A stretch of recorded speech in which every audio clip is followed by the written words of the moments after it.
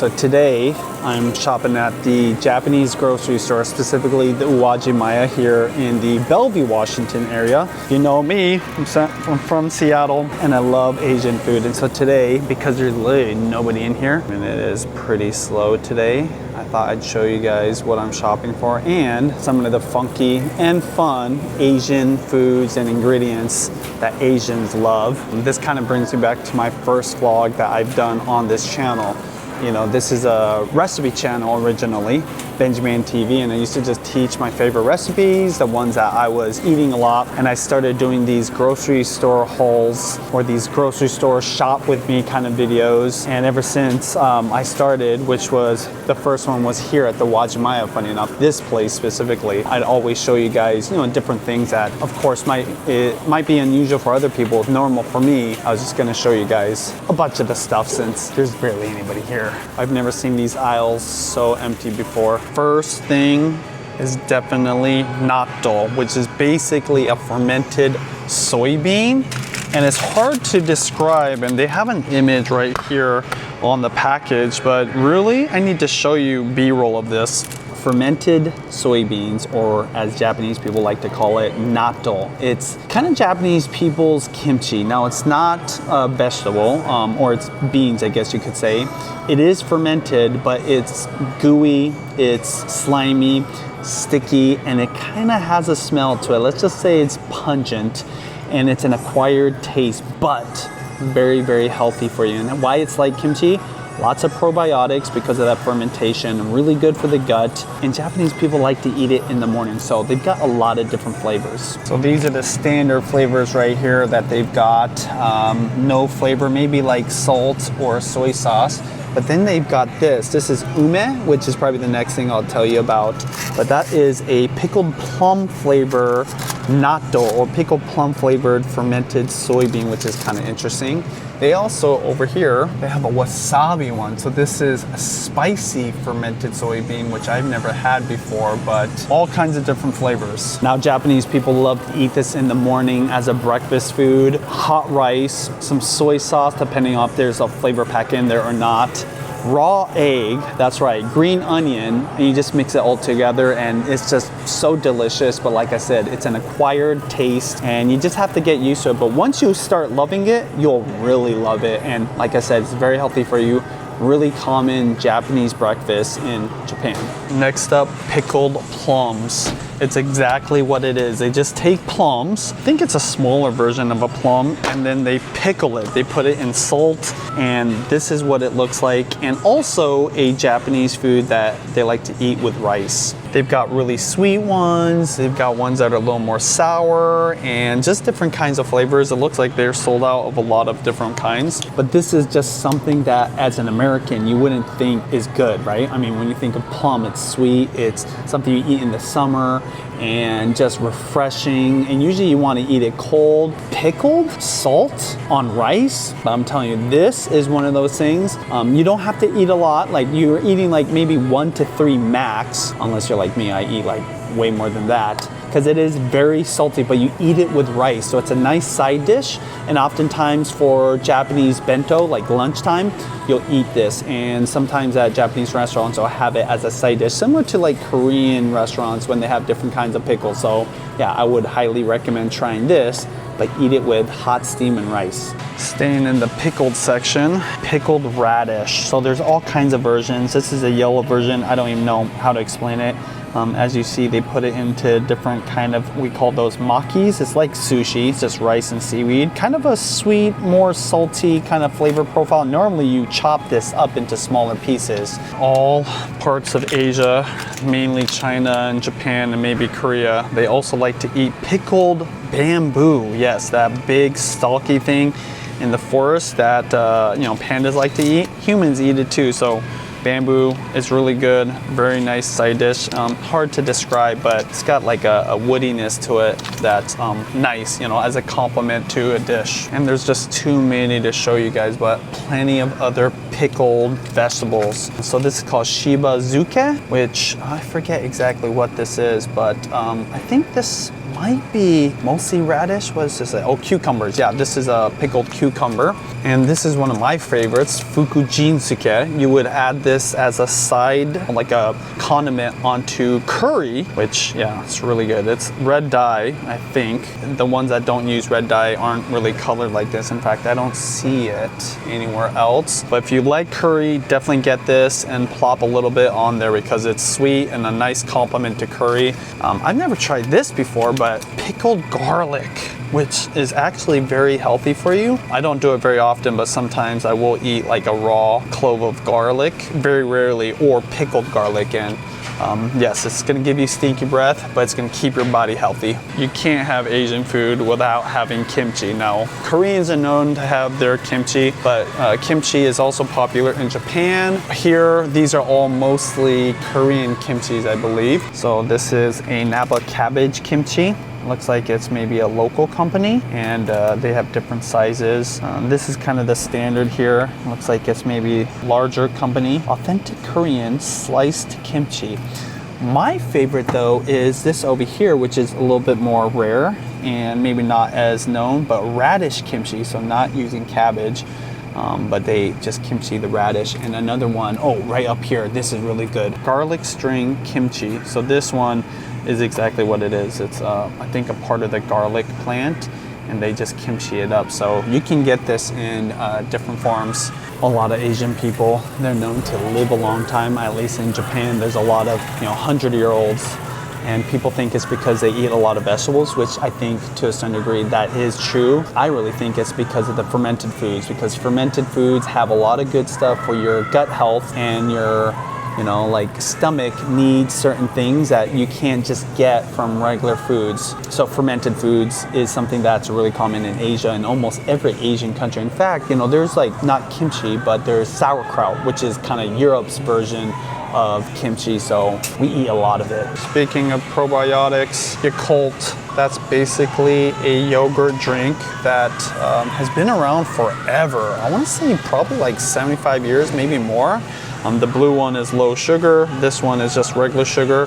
Kind of sweet, but similar to yogurt. It's got lots of active and live probiotics, I guess it says on the package. I would recommend just staying with the red one because there is like an artificial sweetener in that. Both delicious and of course really popular with the kids. Okay, so this is something really unique to Japan, but very expensive apple juice. This glass bottle, you can see what the size is 12 bucks. I know that seems kind of extreme for apple juice, but notice it's not brown. So here's some apple juice right here. That's what we normally would get as Americans.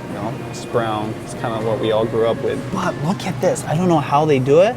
Maybe it's the way they process it, but it's more on the white yellow side. So delicious. This looks like a pear juice. Oh, that's a peach juice, but yeah, Fuji apple juice. It's freaking amazing. And if you want to treat yourself one time, definitely do this. In fact, I think this is going to be one of those times I treat myself to some apple juice. The first time I went to Japan after not going there forever, I love this so much. I put it in my luggage and brought it back home. I don't even know if that was allowed or not, but I did it anyways, and I'm very happy I did. I brought it back to Judy.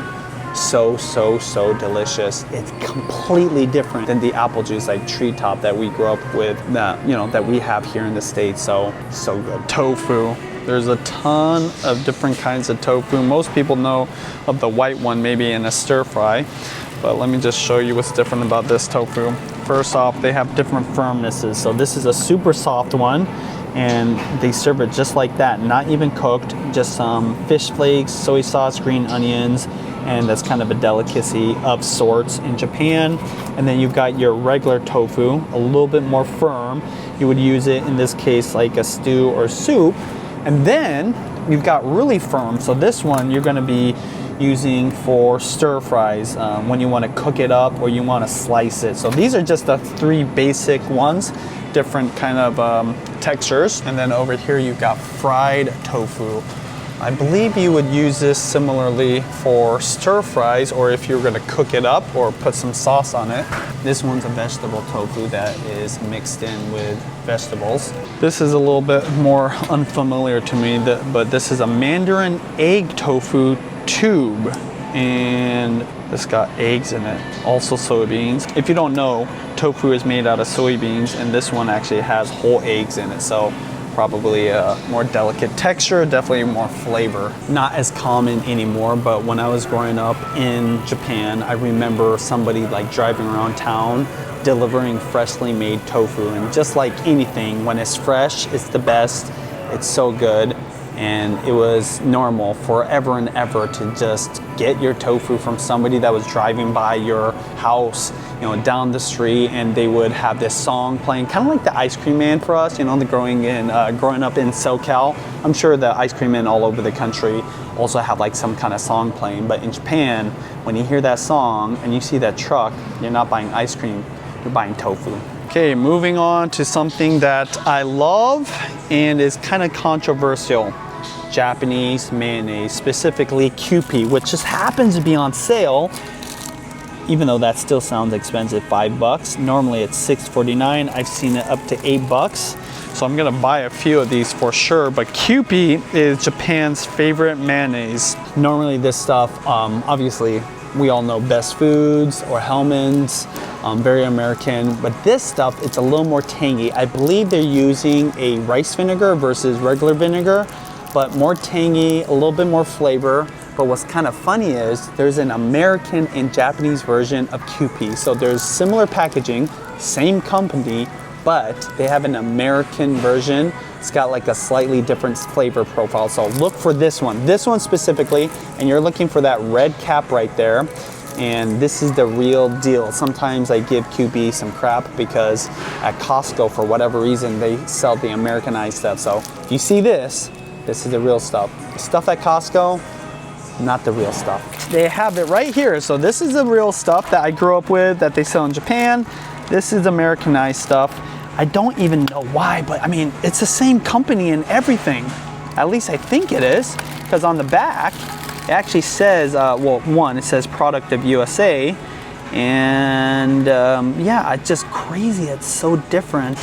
Manufactured by Q&B Foods, but yeah, are registered trademarks of Kewpie Corporation. But it's different and it tastes different, and I don't know why they have both of them, but get this one, not this one. Now, don't get me wrong. If you want something close to Kewpie, this is the way to go. But if you want the actual Kewpie, when you're at a Japanese grocery store or any Asian grocery store, this is the way to go. And this is all we eat for mayo, so I'm gonna buy 3 of these at least. So everybody knows about Sriracha, of course. Every Vietnamese restaurant or pho restaurant has this. But did you know there's different versions?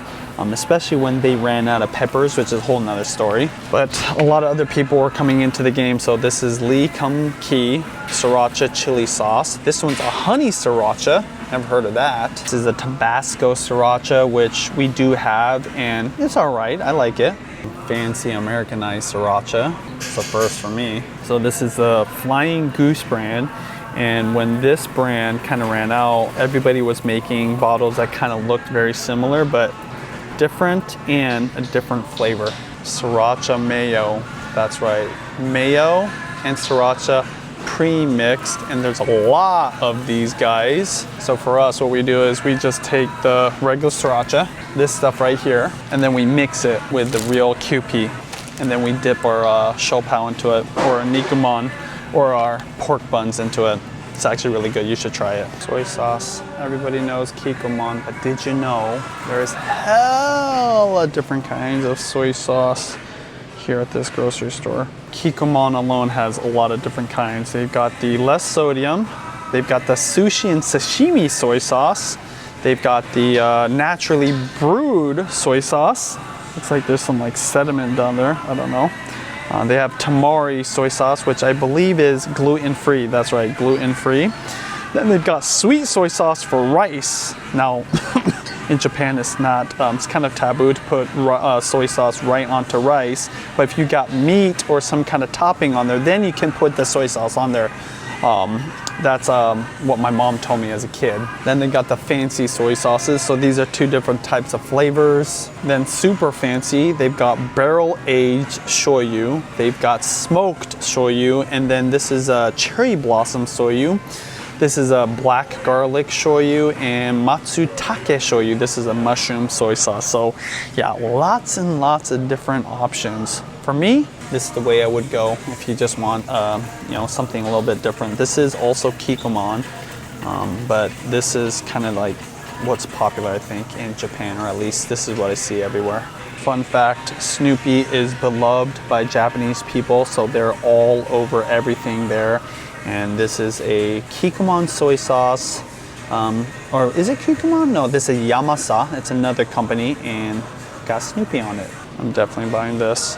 All right, so it's kind of, you know, obvious that Asian people love their teas since tea is so popular there. But this is probably something unusual.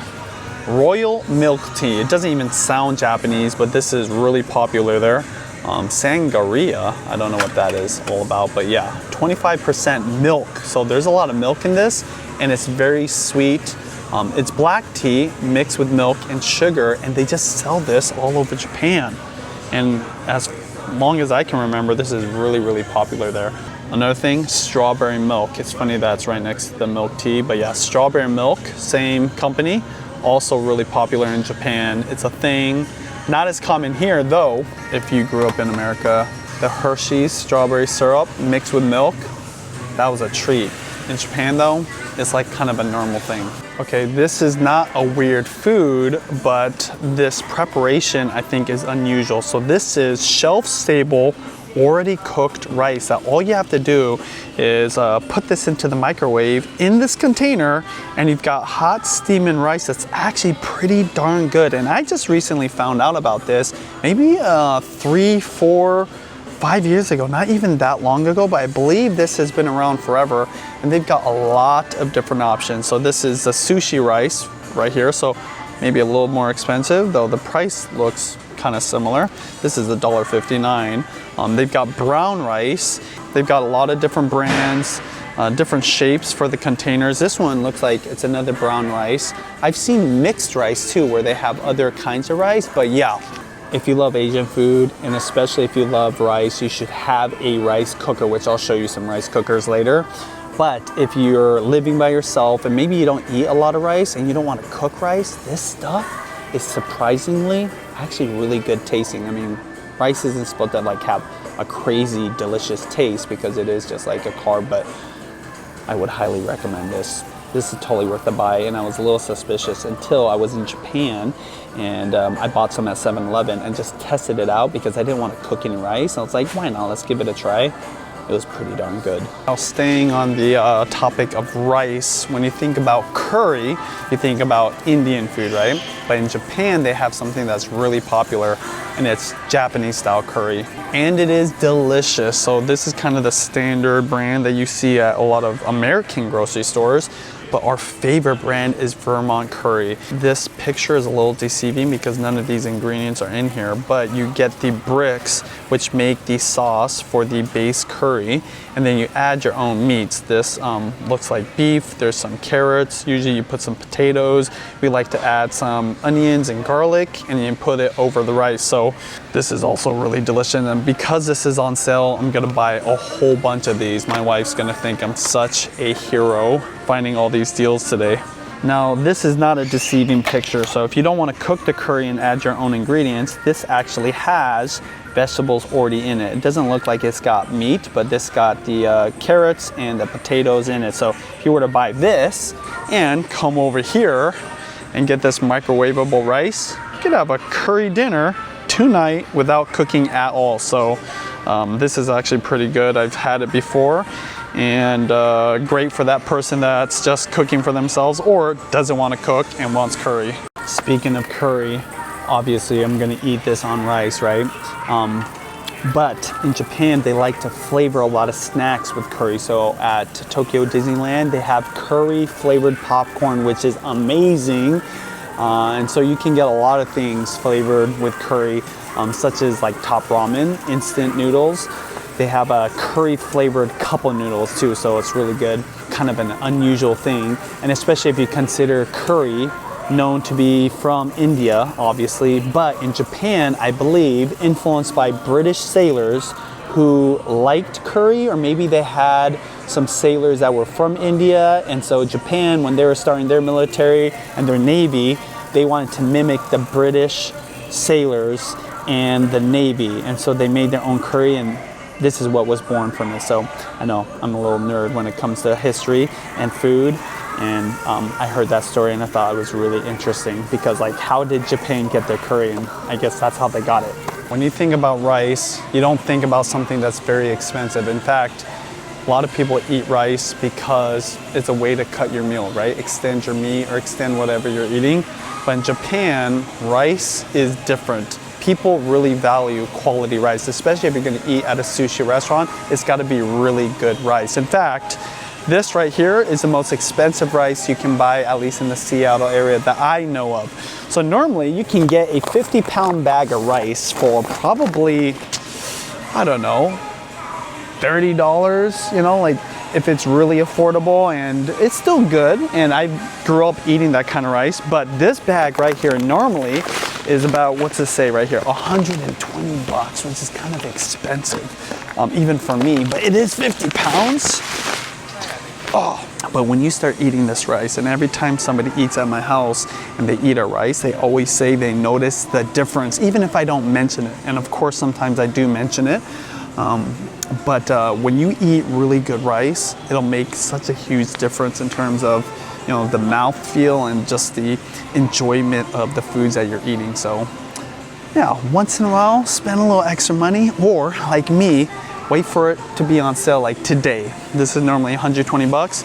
Today it's 84. And this is a lot of rice. This is 50 pounds, so it's super heavy. But yeah, that's something that I think maybe not as known, because Americans, we just eat rice as kind of like a side dish. In Japan, it's kind of like the main thing. Even at a sushi restaurant, a lot of people don't know this, but it's not the fish, it's the rice that really matters. Of course, paired with the fish, but if you have expensive rice next to cheap rice like this, you'll notice the difference. I can't even put it in my cart now. Anyways, let's move on. Okay, I've never seen this before, or maybe I have vlogged it, I forgot about it, but look. Corn in a package. Oh, now I take that back. I saw this in Japan. This is straight up grilled corn that's just vacuum sealed. And I'm assuming this is a snack. What is this? It's just grilled corn package. Microwave this up and you're good to go. Or if you microwave it, does it pop into popcorn? It doesn't, but I've never seen this. Tell me in the comments, how do you eat this? You just eat it straight up like this? Leave it up to the Japanese. All kinds of interesting stuff. Okay, this is interesting. It's like a fish pancake? What is this? Seafood snack. Yeah, Japanese people and Asian people love their seafood snacks. Great for drinking. They got this cute little boat plate right here. And what is this? Kisubone funagata. Looks like the spine of a fish, and it's crispy and probably salty. These are eel snacks, dried. Interesting, the whole thing. I love eel when I eat it on rice. This one is a spicy one. I've never seen it as a snack like this before. I'm just exploring a little bit, so I'm seeing things I've never seen here before. All right, this is a hot pot soup base, which in itself is not unusual, but this is a tomato hot pot soup base. So this is something I was introduced to by my friend Matt, a cook named Matt, but really underrated in my opinion, because normally when you think about hot pot, you think about maybe, you know, some kind of meat base or Szechuan peppers, but not tomatoes. But there's a lot of umami. It's very, very, let's just say, delicious and savory. You wouldn't think that, but tomatoes done right, really delicious. And I think it kind of makes sense because, of course, everyone loves pasta, right, with red sauce on it, but turn it into a soup, like I guess you would think of any kind of tomato soup. But even for hot pot, tomato base, really good. If you've been to Hawaii, you know that furikake is really popular, and what it is any kind of rice topping. So this one is a sesame and sansho furikake. Or is that the one? Really, really good, especially if you just want to eat rice and you don't want to cook anything. Also a great, fun thing for kids. This one I think you mix into onigiri when you're making these triangle shaped little rice balls. So a little bit different. Oh, here's the one that's similar to what they have in Japan. Funny enough, they don't sell the one that I like, but this is the closest thing to it because it's got little egg in it. For whatever reason, it's very hard to get that one. So I guess this is the one that would be closest. Not only is there sesame seeds in the egg, but there's also seaweed in there and usually some other kinds of seasoning. So yeah, Furikake, really fun, and the kids love it. And it's a great way to make your rice go a little farther. And every single time my kids have rice or any kind of rice dish, even if there's stuff on the rice, they want Furikake. So kids just love it. Okay, if Furikake that would be overlooked is this right here. So earlier I showed you guys the pickled plum. Well, in pickled plum, there's this little herb, and this is the herb that's in it. So it's got kind of a really fun flavor to it. It's kind of herby, I guess you could say. It's made from the shiso leaf, which it's got a unique flavor to it. But look for this. It's called shiso furikake. It's got a slight purple, dark red color to it, and this is actually one of my favorites. So if you shop at Costco, you know that seaweed is all over the place now, and they have, normal seaweed, that's salted, flavored seaweed. They've got all kinds of different flavors as well, like kimchi seaweed, or teriyaki seaweed, or in this case, crispy sea snack, extreme hot and spicy seaweed. Organic seaweed, I don't even know how that works if it's from the ocean. Naturally, they got a wasabi seaweed. Stuffed a little chicken with a fire breath. I'm thinking this is a spicy seaweed. Another seaweed snack. This is called a big roll seaweed snack. Just imagine seaweed rolled up, and it's like stiff so you can hold it. But yeah, it's just a big stick of seaweed and just a fun snack for the kids. But of course, obviously, if you're an adult, you can have it too. And this one is tom yum goong flavor. This one's getting more popular. I don't know if it's been around for a while, but I just recently have seen this more often. This is a piece of seaweed with tempura batter on it. So it's got a little bit of both and adds a little more substance to it. So I like the chew. Okay, this is kind of strange. This one also has the tempura, but this one is a honey butter flavor. Doesn't quite look like tempura though. Looks like maybe it's just, is it a flour? What is that? I don't know what that is. Cheese flavored seaweed snack. I don't know about cheese and seaweed myself. By the way, I'm not going to vlog all the ramen, but of course, this being an Asian grocery store, they got not just ramen, but all kinds of noodles. And if you search on my channel or subscribe, you can see all my episodes where I talk about the different kinds of noodles that they have here. All right, guys, so I've been vlogging now for 2 years on this channel. I kind of quit YouTube and I was doing recipe videos and I stopped for a long time. That's a whole nother story for another day. But when I restarted this channel, it's because I noticed that vlogging was coming back.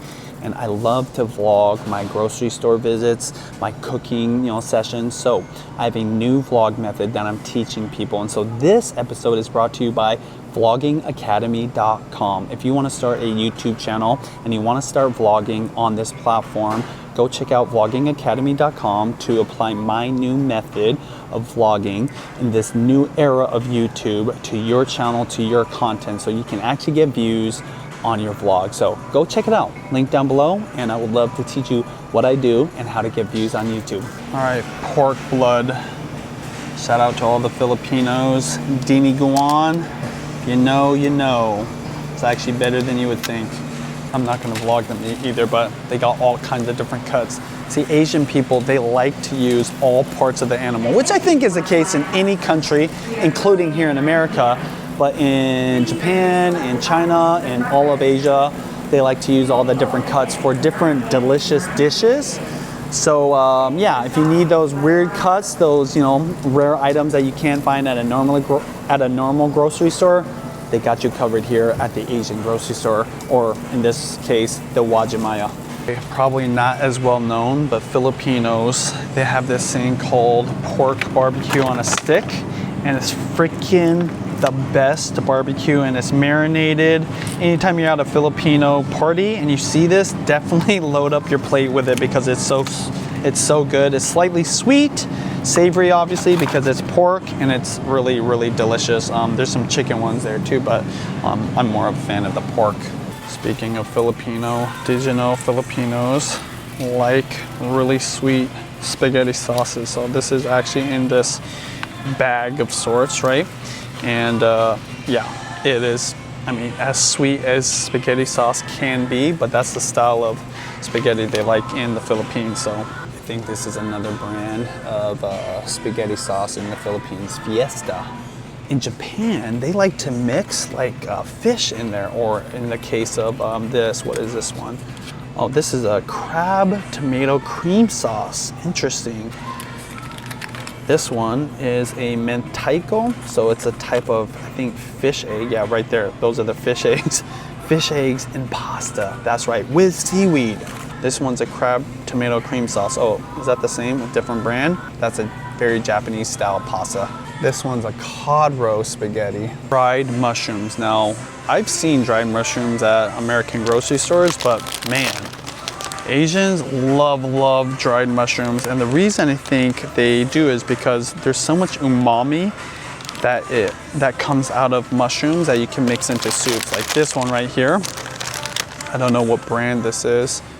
Premium assorted mushroom soup base. So like I said, they just put all this into water and a lot of goodness comes out of it. So when it's dried, the flavors are really concentrated. In fact, a little secret I learned from somebody that worked at a really fancy pizza shop in Seattle.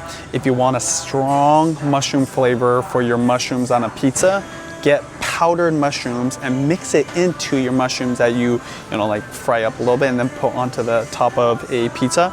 And you're gonna have a way better mushroom flavor than you could ever get just from cooking mushrooms, which seems kind of crazy to put mushroom powder on mushrooms, but that's what they do when they want that really strong mushroom flavor. So, lots of mushrooms here. I don't even know the name of this one, but this is a mushroom. This is a type of mushroom, I think.